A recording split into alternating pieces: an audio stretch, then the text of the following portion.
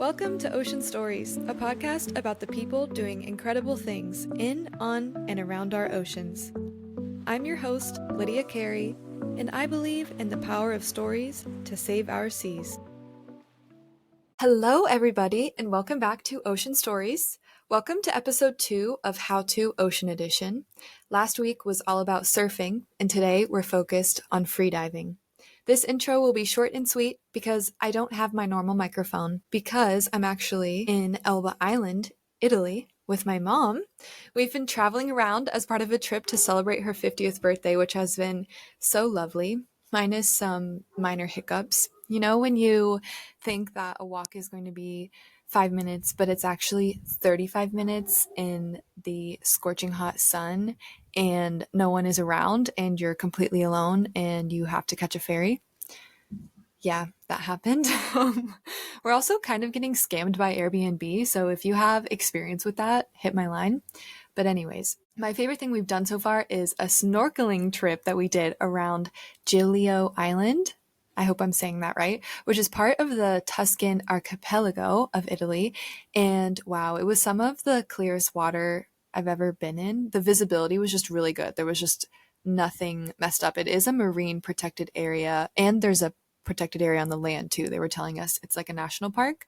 I don't know the exact details because they were telling us in Italian and I don't speak Italian, but it was definitely beautiful. And let me just tell you, snorkeling is one of those things that you forget until you do it again, how amazing it is and how much you love it. And once you do it, you're like, wow, I'm obsessed. I need to travel the world in search of the best octopus and fish that I can find. Maybe not everyone feels that way, but I think that was our experience. We were snorkeling for hours. Like saltwater was getting under my eyelids, in my nose, in my ears, in my mouth, like in every crevice of my body. There was some salt water. And in general, the experience just really made me want to snorkel more and learn how to stay under longer. I've been practicing my dives. I've been practicing my meditative breathing and my diving deep into the ocean, which is perfect for today's episode because today we're talking to Luciana Blanco Villegas. She is a holistic freediving instructor and now a 7 times national record holder for Argentina for freediving. Amazing. She approaches freediving from a meditative perspective, so she incorporates breathwork and relaxation into her teaching. In this episode, we talk about her path to freediving, and I ask her some of my burning questions about the sport. She has a really soothing voice, and you can tell she is one relaxed chica, so I think she knows what she's talking about. I hope you enjoy the episode and learn a thing or two from Luciana's ocean story. Hi, Luciana. Thank you for joining us today. How's it going? Hi, Lydia. Thanks for having me. It's going great. It's going great. Tell us, where are you in the world right now? I am now in Sydney. I arrived a week ago from being 3 months away, training and competing in freediving in Asia, which has been great, but also exhausting. So I'm really happy to be back home. Oh, let's talk about that. Where were you in Asia? First, I was in Bali because my coach lives there, and I went to train there with her for 5 weeks. In a place that's called Ahmed. It's one of the meccas in freediving because the diving conditions are always incredible. There's no swell, which is not very good for surfers, but for divers, it's amazing. And the water visibility is like 20 meters on a bad day. Those who scuba or swim know that, like, I don't know, in Sydney, 10-meter visibility day is like an incredible day. And that over there is just like a really bad day. The visibility is how much far ahead you can see underwater, right? It's just a place that calls all sort of divers, free divers, scuba divers. So it's like being immersed in an underwater little click for whatever time you're there. Sounds amazing. And how did the competition go? Competitions went really well. It was my first competition, and I actually got into one, and then I was so nervous because it was going to be my first one that I said to myself, I need to get in another competition to practice for the competition. And so I ended up doing 2 in the Philippines, and it was great. I was mostly sick for the whole duration of the competitions, so I don't really even know how I made it, but yeah, I did it. and I did 7 national records. So I'm actually really happy about how everything went down. So it pretty much went amazing. I feel like a national record is like an amazing thing to hold. Yeah, I guess it does feel really, really good, but also like I was lucky. If I'd been French or Russian, I would have to have dived maybe over 100 meters to get anywhere near a national record. But yes, yes, it's actually something. Yeah, it's something to. It filled my heart to be able to just do that goal that I had in mind. I mean, yeah, it's definitely still something to be proud of. Bringing home the national title, it's like cool. Let's back up a little bit and talk about how you even got into freediving in the first place and what country you were representing in the competition. Well, it's a bit of a long story how I got into freediving. I'm originally from Argentina, from Buenos Aires, big city. Always thought I was going to be a city girl, but one day I I don't even know why I decided that I was going to start surfing. So I got myself a surfboard and started surfing. Every weekend I would drive down to Mar del Plata in Argentina, coast to well with my board and try to learn. It was 5 or 6 hours of a drive down on a Friday after work, and then 4:30 a.m. on a Saturday up in the water, 2 or 3 sessions, maybe 6 hours in the water, and then Sunday up again very early, 3 hour session, get back in the car and drive back to well work in the city. And at one point, I decided I needed some sort of a gap year or some space to think what I wanted to do with my life, and that's what brought me to Australia. I wanted to figure out what I wanted to do with my life and learn how to surf. And that's how I decided to kill 2 birds with one stone. And at first, I got here to Sydney, and I was so afraid of the sharks. So I couldn't really get in the water because I was too scared to go by myself. I really didn't know anyone. But in the neighborhood that I live and also lived back then, there's a group of people that swims every day from one beach to the other. It's like a 1.5K swim. They do it every single morning without fail at 7 a.m. And I thought that if I did that swim with these people, firstly, my chances of being eaten by a shark would drop drastically because there were going to be a lot of other prey people to prey on around me. And secondly, I would just get used to seeing the sharks, which everyone said were vegetarians. And that backfired because I fell in love with open water swimming. And all of a sudden, I just started swimming with these guys every day, forgot about surfing, eventually started swimming with a coach. One day, he came up to me and he's like, Lou, I have a surprise for you today. I was like, oh, great. What is it? He's like, oh, there's 2 sharks in the bay that we swim in. And I'm like, oh, okay, Mark. Like, see you tomorrow. I'm gonna skip this one. And I don't even know how he convinced me. I asked him, please, not to swim as fast as he usually did, so I wouldn't be left behind as shark bait. And he did not leave me behind, not that far behind. And when we reached the where the sharks were, they looked so peaceful and just beautiful and serene on the bottom. And they also looked tiny because they were like 10 meters down. And I tried to swim down to them, but I couldn't hold my breath. Like my ears were like sort of like gonna explode. But it was so cool. I just wanted to stay down there. And I had a friend that was a scuba diver. She worked for the Manly Dive Center here, and she was obsessed with sharks for a reason that I could not understand. And as soon as I got out from our swim, I called her and I told her, you need to come down, you need to see the sharks. You were right, they're incredible. And next thing I know, she sends me GoPro footage of her swimming with the sharks. And I see it and I'm like, and where is your tank? And she tells me, oh, I'm a free diver. And I was like, oh, well, and what is that? And as soon as she told me what that was, I brainwashed 7 of my friends. So they would do a course with me, and we did it like 2 weeks later. And it was, yeah, it was like a way journey for me. I couldn't really undo it. It just became my life. It just took over. So it really just took one time seeing the sharks to be like, actually, I love them now. Yeah, it does. Like every time you see a new shark or you're in a new environment, it does take a little bit of a rush, right? But the more you are in contact with wildlife and with sharks and others in these species, the more you understand that they're really not very interested in us. They're just living their Mm. life. We're visitors. In my case, at least, you start looking more into these things and how to react when you see a shark and what to do and what not to do. And that just, makes you feel safer and be safer as well. What did you learn about that? AKA, what are you supposed to do and not supposed to do as a swimmer? There was one day, I was in Byron Bay, and I saw a whale. Like it looked pretty close to the shore. It wasn't that close, but well, it was like August, middle of the winter. I ditched my surfboard to the side of the curve and I asked a friend if I could borrow her mask and fins and just went for it. I actually caught up with a whale. And the day before, I had listened to or read something about this girl, Ocean Ramsey. She was giving tips of how to act when there's a shark. And I reckon that sort of saved my life.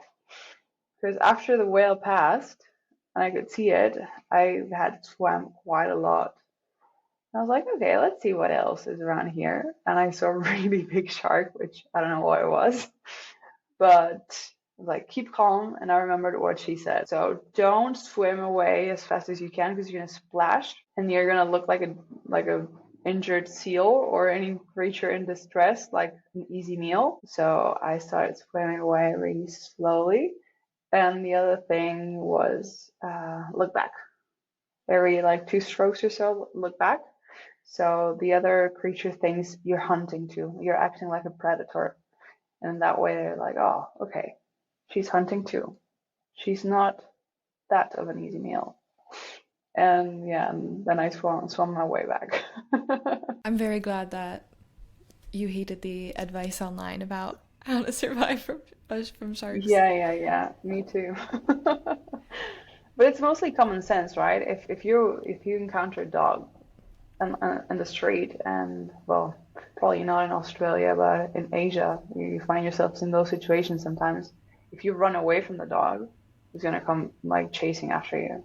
If you stand your ground and look at it, it's gonna have some respect for you. Totally. Since taking your first freediving course, how has your love for it grown? What role is it playing now in your life? Well, I had a bit of a love-hate relationship with freediving because I don't know if many people know this, but I took like there's different levels in freediving, right? We call them level 1, 2, 3 or wave 1, 2, 3. I took my wave 1 course like 3 times and never passed it because as much as I could hold my breath and stay calm underwater, I couldn't equalize upside down. Like I couldn't do it if my life depended on it. So yeah, I took my level 1 like bunch of times until I could figure out how to equalize. Did you eventually pass, I'm assuming? Yeah, I did. I did. Okay. I did Okay. pass. It was something that I really, really, really wanted. I am the worst case of equalization issues that I've came across. I am a teacher now. I teach freediving. And what I tell all my students is like, don't worry if you don't get it straight away. If I could learn how to equalize, I'm pretty sure anyone in the world can learn how to equalize their ears. Equalization comes mostly naturally to everyone, but there's a few different ways to do it. And the way that you do it in freediving is in a particular way, where you use your tongue to equalize. You use the air that's in your mouth, not the air that's in your lungs. And anyone can, not anyone, but I'm assuming anyone can equalize your ears for scuba diving because you're upright, because you can use either way or either maneuver of equalization. But in freediving, not all of them work, and you have to learn how to do it in a specific way that yeah, it didn't come quite natural to me. I love that. And I love that you're a freediving teacher because I actually have so many questions about how this all works. I'm so curious. And every time I've been going to the beach, I've just been trying to take deep breaths and go underwater. And I genuinely cannot hold my breath for longer than 30 seconds. And that's even on a good day. It's actually shameful. But that means that I could be the most improved. So I want to know, what are the steps to learning freediving? You mentioned equalization. So I know that that has to do with the pressure, your air. Am I? Yes, yes, yes, yes. You're very correct. When you're under pressure, when air is under pressure, the volume decreases. So anything that is filled of air, well, its volume will start decreasing as soon as it's under pressure. And it will be under pressure as soon as you start descending in the water, right? We're here at sea level, let's say, and all the weight of the atmosphere is one atmospheric pressure, right? We call it 1 bar. If we go 10 meters underwater, we'll have twice of that pressure on us, 2 bar. If we go down 10 more meters and we're at 20 meters of depth, we'll have 3 atmospheric pressures, 3 bars. And every time we go down, down, down, that pressure increases. And that makes the air decrease its volume. And that air is the air in our lungs, the air in our sinuses, the air in our middle ear, and well, the added space of the air that's trapped in the mask, right? So we need to equalize these air spaces for it, well, not to hurt. The lungs are very flexible, so they don't need equalizing. They just shrink and expand as you go down and then as you come up. The sinuses, these will automatically equalize when you equalize your middle ear. And the middle ear is what we need to learn how to equalize. I recorded a free online course. I can send you the link for your listeners. It's like an hour long, but I've been told I speak slowly, so you can listen to me in speed times 2. Make it half an hour. That's perfect. What happens if you don't equalize your ears? Does your brain explode?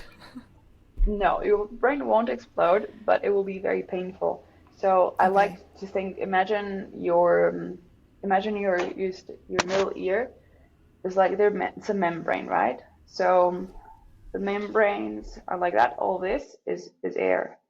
As the air volume starts shrinking, the membrane starts sort of like bending inwards, and that will create pain. So you'll stop. You'll stop or turn around. If you equalize, you're sending more air into your middle ears, so they will boop, go back. And as you just keep on going down, they'll again come in and you'll equalize them. If you don't equalize them, or if you can't equalize them, even though you try, that will just create a lot of pain, and your eardrum can burst, and that is very, very, very painful. And there is, yeah, you're gonna have to spend time out of the water for it to heal properly. And we don't want that. We want as much time underwater as we possibly can. How did you overcome your issues learning how to equalize? Oh, I nerded out.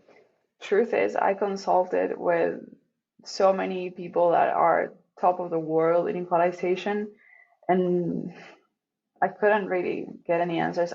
I'm sure that all the work that I did of training in the dry helped at some point, but it was mostly like just taking all of the things that these people taught me or things that I saw in videos and going to a buoy, to the water, and just like very like just closing my eyes and trying to understand what's going in with my throat, with my soft palate. I I was doing my instructor course and I was so frustrated. I couldn't equalize. I couldn't learn how to equalize. And I asked my teacher to just like let me be, like you go be with the others. I'll just figure this out on my own. And and I spent maybe 3 or 4 hours just like going down 5 meters, like understanding what was going on with my soft palate, with my throat. Yeah, and it's very like it's introspection. Well, I also know that breath holding is a major part obviously. Yeah, Maybe the most obvious part. yes. Well, I think there's three parts to freediving, right? Equalizing is a big one. Sometimes it comes naturally, and you don't. There's like a lot of my students, they just come and they just know how to do it. They just do it instinctively. Others have to work a little bit harder on it. Others, like me, are just like one of those weird cases. But it's not the norm. And so it's equalizing, breath holding, but mostly it's relaxing. It's learning how to relax. That's the most important part in freediving. The more you relax your muscles, your mind, you're not going to spend as much oxygen moving around or having thoughts. You're going to be present in the moment. And yeah, it's mostly just learning how to relax. Freedivers are, yeah, just professional relaxers. I've never heard it put that way. And I know that you sort of integrate yoga and other things into your freediving practice, right? Because of that relaxation element. Yeah, yeah, my background is actually in yoga. I was an Ashtangi for many, many years. And unfortunately, the more that I freedive, I guess it's in some way it's taking over my yoga practice. Well, it's always going to be there, but they're both very, very similar. Like I I've read a bunch of times, the newer you are to yoga, the more asanas, the more postures you practice. And after a certain point, your yoga practice is just sitting down and meditating. And I feel that freediving has taken over that part of my practice. And yeah, uh, definitely some aspects of yoga are in all the what is lung stretching and diaphragmatic control, controlling your belly, being aware of where you're taking your air, everything that has to do with the breath. But ultimately, freediving, yoga, breath work, they all come back to the one thing, to the breath and to the mind, and how to just gain control over your thoughts, your emotions. They're all pointing towards that. I'm someone who desperately wants to feel this meditative underwater experience, but the only thing I know how to do is take deep breaths at the top and try to swim under. I also always float to the top. Like, I always, because I have air in my lungs, obviously, I struggle Yeah. actually to stay down underwater. Yeah, well, that's why freedivers use lead. Like scuba divers, we use a weight belt and some lead. Is that the trick? Yeah, what I teach my students on the buoy is there's a few steps before you do a dive. Firstly, is a relaxation. I teach them to either lay on their backs and breathe, and tidal breathing, like any like letting go of your breath. Just imagine you're going to go to sleep. Just breathe in and out like you naturally do without thinking of your breath. Another technique that you can use if you're familiar with is breathing in for 5 and breathing out for 5, like heart coherence breathing, or doing longer exhales. These things will target your central nervous system and take you to a parasympathetic state where your heart rate goes down and your whole body finds deeper relaxation just by manipulating your breath a little bit.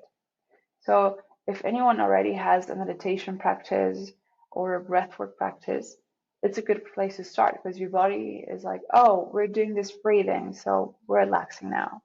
And you take a few moments or a few minutes just there, feeling your body floating, feeling the waves if you're in the ocean, and yeah, and letting go. Sometimes people do a little body scan, trying to relax every single part of their bodies, or sometimes they visualize something.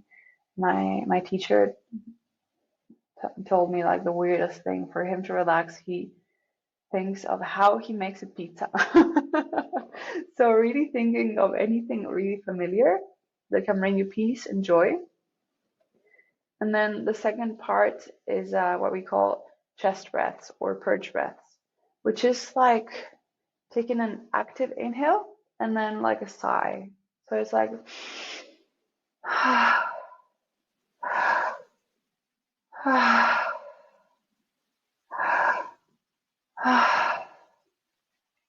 And it's not a forceful exhale. It's just a little sigh, yeah?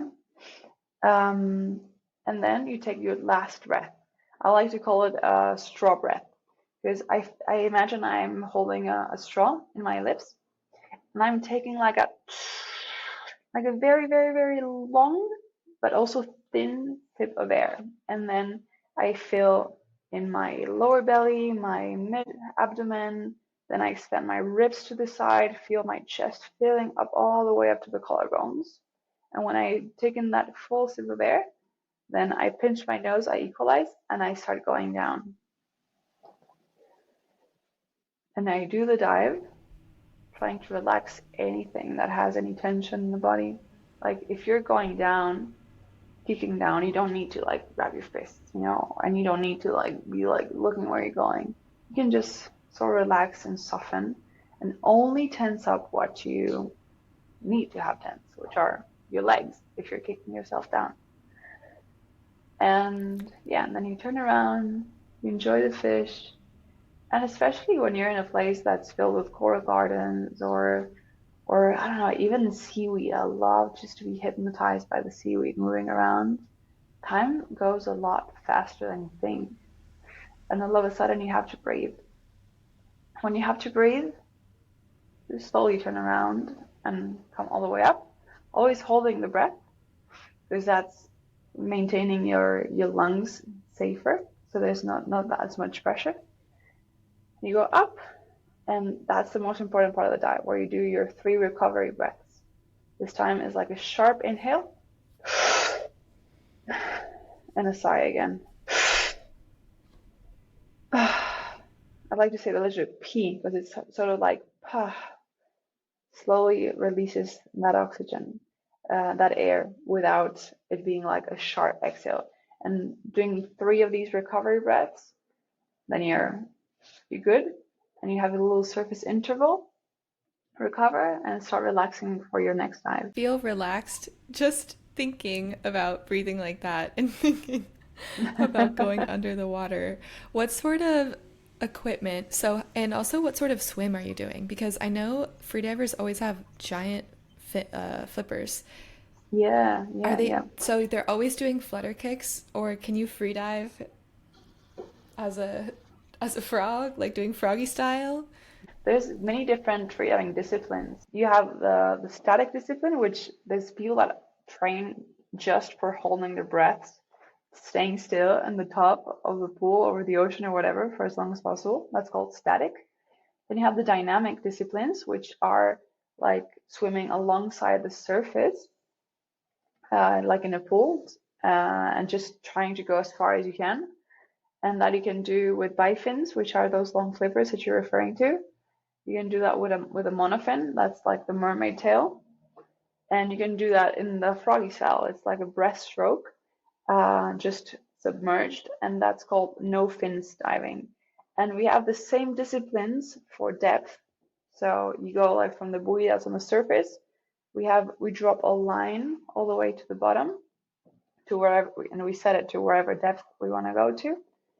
And yeah, and you can the same kick and flutter kicks with the bifins. With a monofin, you can do the no fins, which is the breaststroke down. And there's another discipline there that's called free immersion. It's where you sort of like grab on the rope and pull, and you just pull yourself down the rope without kicking, and then you turn around the bottom and you pull yourself up. And this is actually what most people prefer because it's like the going to sleep discipline. It's super relaxing. You're not really tensing anything. You're, especially in your warm-ups, you're really going really slow. You pull yourself down, and you can even close your eyes because you don't have to look at anything because you're grabbing the rope, so you don't really need to be, yeah, you don't need to look anywhere. And it's very beautiful and calming, and yeah, it's most people's favorite free immersion. I always see videos of that one.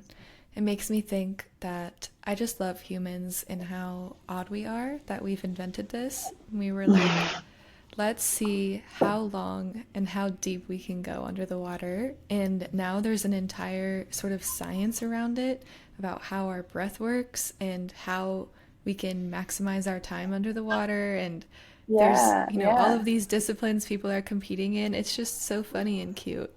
We'll just do yeah, and anything to also, see underwater. yeah, and it's such a new sport. Like a few years ago, not maybe more than a few years ago, but maybe a couple or a triple, yeah, like maybe 20, 30 years ago, doctors were discussing like how deep can you go, and they'd be like, okay, you can go 30 meters deep, but that's it. After that, your lungs will collapse and your brain will explode and you'll die. And then someone did it. And then they'd be like, oh, okay. But if you go down more than 50 meters, then you'll die. You definitely die there. And then someone went down 60 to 50 meters. And now people are going down to 130 meters. No one is exploding. Yeah, we're just like testing that edge of human ability. And every every year there's more studies, more people getting into it. So there is a lot more knowledge around this. But it's a very new sport, so yeah, we're learning every year, every time. I love that you're a teacher as well because my favorite teachers are definitely the ones that have struggled with it. Like, if you struggle to learn, then that makes you a really great person to teach others. How has it been running these freediving courses? It's been a lot of fun. It's been a lot of fun. I love it. I love it. I love teaching courses in Sydney, but I really enjoy like spending time at retreats where you can spend like a week or 5 days or 10 days with your students. Because if you don't have equalization mastered like in this like instinctual way, it can take you a little bit to get there. And just watching people's joy and like in their faces when they finally get it, it's amazing. And yeah, and it's a lot of fun to teach the ones that progress very rapidly, and it's incredibly rewarding to teach those who don't progress that rapidly and they have to put that in that extra effort to get it. And it's amazing.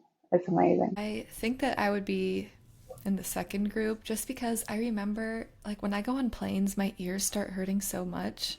I think that I Yeah. would just be having all sorts of ear problems, and it would be very discouraging for me because, of course, on social media, I see videos of these people who I think it comes very naturally to them, and they just go underwater. They're just like a little fish swimming in bait balls and with manta rays, and I'm like, I want to do that. And so I assume that if I take a course in the first 2 days, I'll be doing that, and that's just simply not the case Oh, for I everyone. wouldn't. I wouldn't say that. Like no one really knows. Like sometimes you see like someone's face and you're like, they're gonna pass, they're not. And sometimes you're just surprised. And yeah, you're just surprised. And a lot of people that don't think they're gonna make it, they do it super naturally and super fast. And some others just don't get it or don't want to put that extra effort or but definitely don't think that. I also can't equalize my euros on planes, and I got there. Yeah, it's just watch the YouTube videos. There's Good also a advice, lot of honestly. There's so much exercises. free knowledge. Yeah, there's also a lot of like exercises that you can do to gain awareness, because it's mostly just being aware of what your throat and your soft palate are doing, and then you can control them. Because the tricky thing about learning how to equalize in freediving is that you have to close your throat and open your soft palate, and these two usually work in sync. So they're either both closed or both open. There's a bunch of different exercises, a lot of tools out there to start learning how to do these things. But it's ultimately just going to the water and getting hours in the line, getting hours swimming. And honestly, I can't think of a better place to be. Of course, I immediately start like trying to like manipulate my throat and my soft palate to see if I can do it.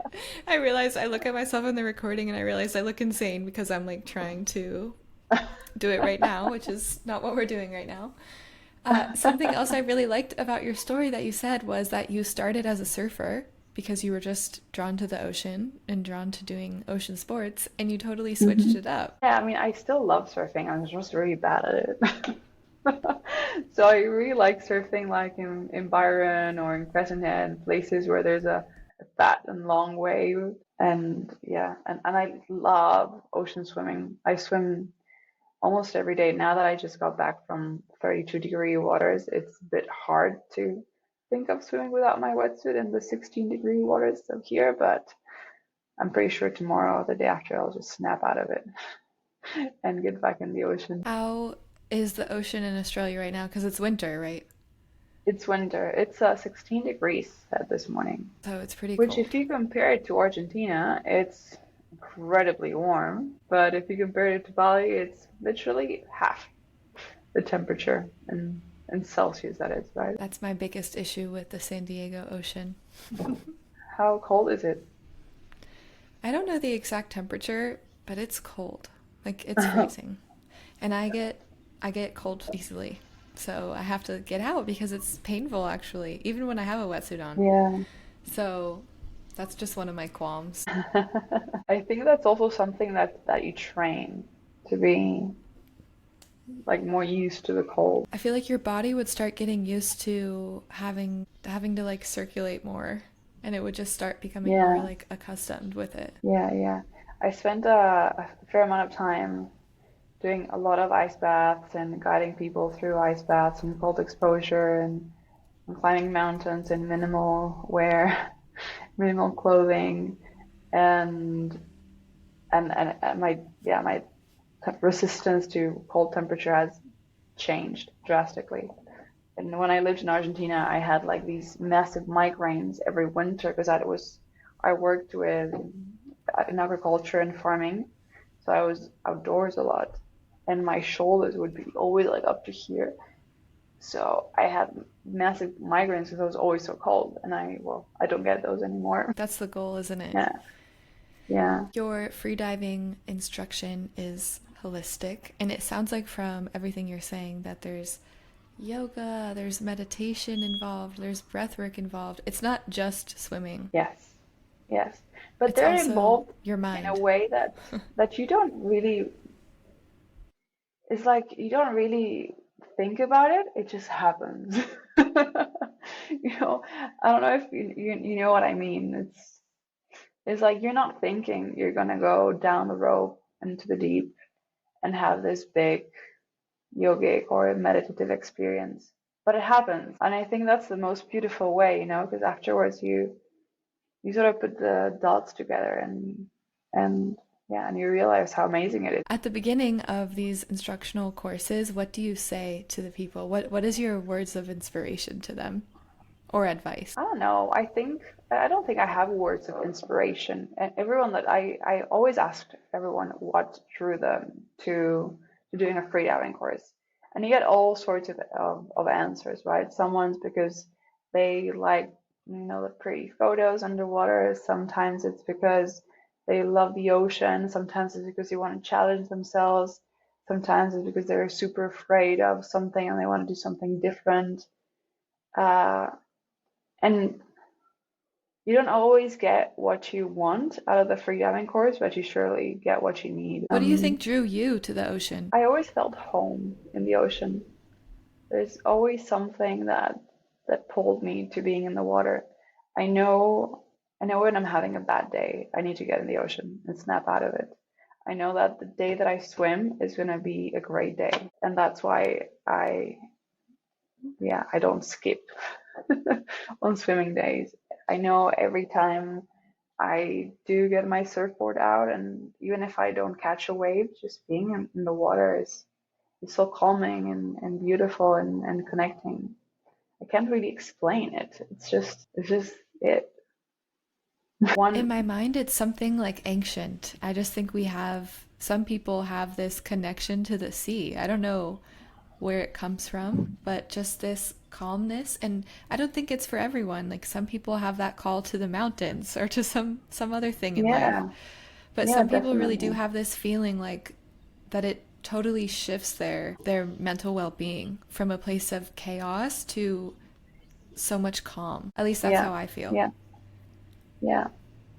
I remember when someone asked me like why did I love surfing so much? This was like, I don't know, 8 years ago. And what I answered was because it just requires my full attention. If I'm surfing, especially in Argentina, or like in the conditions I was surfing in, you couldn't be distracted. You had to be like looking at the waves that were coming or where you were going, the people around you. And when you're trying to catch a wave, you need to be in that moment. You can't think about what you said or didn't say, or the laundry that you didn't do, or an argument you had with your mom. You just focus on what you're doing. You have to be immersed in that exact moment to be able to, catch the wave, surf it, pop up in the right time.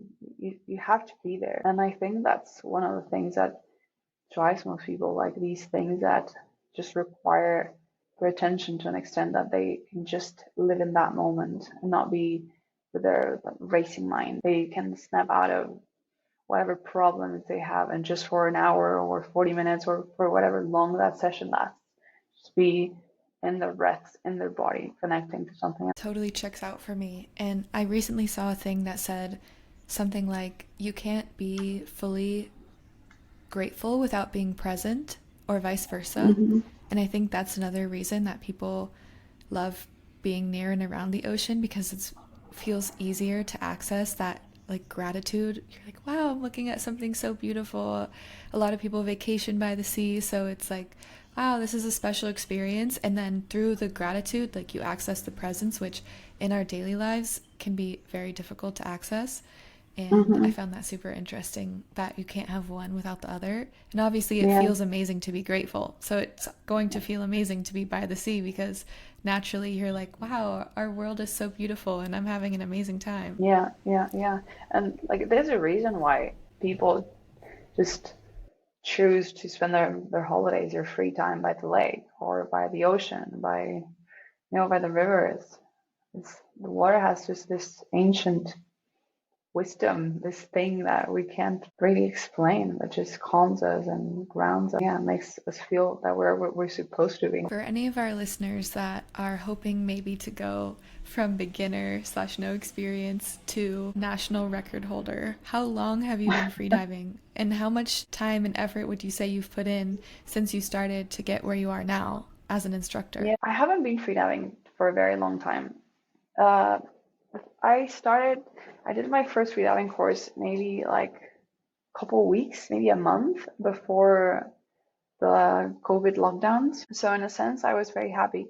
Sorry, I was very lucky because I was living where I still am living like 5 minute walk away from this beautiful ocean reserve, aquatic reserve, Cabbage Tree Bay.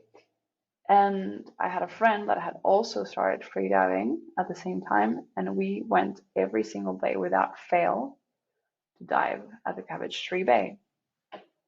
And when I say every day, it's like literally every day. And I could not equalize. I used to go down, fin down, turn around, equalize with like my head up, then turn around again, keep on going down, and turn around, and that made my breath hold a lot stronger. Um, and it also sort of taught me what I could do, that I could swim around, just gave me the confidence and the water time. I think 2 years later that my teacher was doing his first instructor course, and it was like 10 days of diving and learning and blah blah blah, up in Cairns in a volcanic lake. And I was like, Dan, you sure I should go? Like, I can't equalize. And he's like, yes, you have to come. You can learn how to equalize an instructor course. I don't know at this point.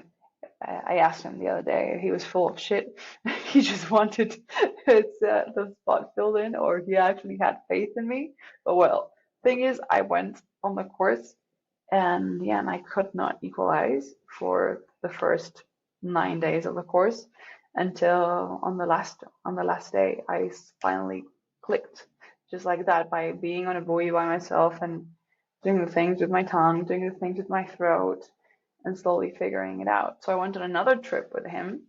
so I could do my depth requirements. Because if you figure it out on the last day, there's no way you can go down 40 meters in just one day from 15 to 40. You need adaptation, you need time, so your body is adapted, so your lungs become more flexible. And yeah, so it's been like 4 years. And I was remembering like a couple days ago with a friend, when I did my first course, he said, Lou, do you have a death wish? And I was like, no, Kev, I don't have a death wish. I just want to get to the bottom of Cabbage Bay and, like, take photos with George, the blue groper that's around, and see the sunken motorcycles. And that was actually all I wanted to do. All I wanted to do is just go down those 10 meters and be able to explore the bottom of the beautiful beach that I live in.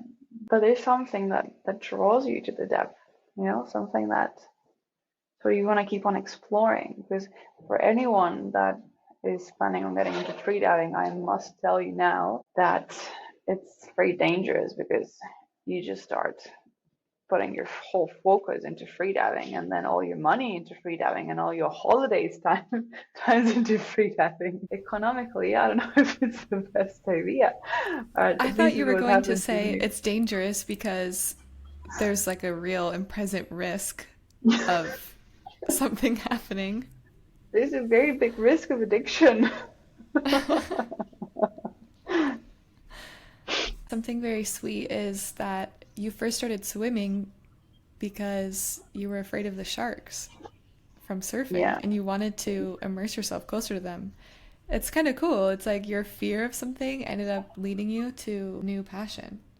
yeah. And now all my screensavers are shark photos, and all the trips that I plan with my best friends are just, oh, let's go see the tiger sharks at the Maldives, and let's go see the great whites in Adelaide, and let's go see the Galapagos sharks and Lord Howe. And yeah, and it's crazy how such a big fear drove my passion. Yeah. One question that we ask everybody that comes on is what is your favorite ocean story or ocean memory? Oh, my favorite ocean memory is definitely with a leopard shark, and probably the reason why I say it in Australia.